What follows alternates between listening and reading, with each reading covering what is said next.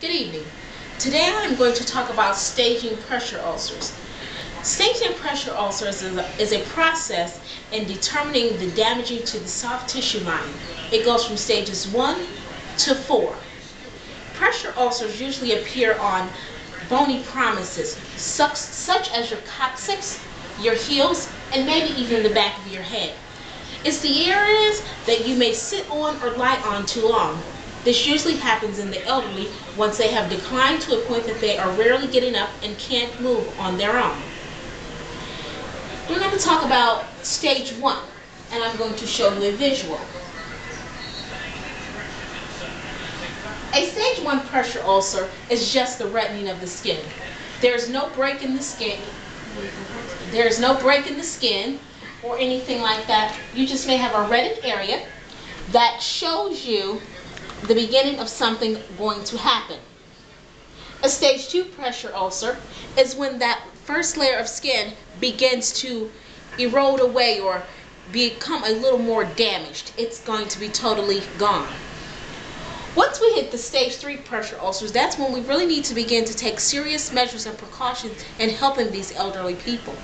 A stage 3 ulcer is past the first layer of your skin, which is called the epidermis, past the second layer, which is called the epidermis, and can work its way down to stage 4, where it can go into tissue as well as bone. This is something that is usually done in the nursing part or the doctor's field. Once you get past stage 2, doctors usually like to take their own precautions and measurements. We have wound clinics and different organizations that help with the process of caring for wounds.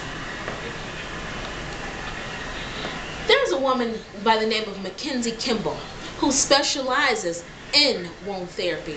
She came up with a very precise dressing, which is what we call it in nursing, which is really a treatment for wounds.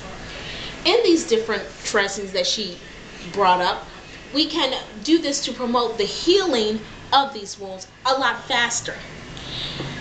In order to assist with the healing of a wound, some doctors like to put people on vitamins and nutritional supplements to build back that normal energy and cycle of skin. Since skin does rejuvenate on its own, there are different things that we do to accept this.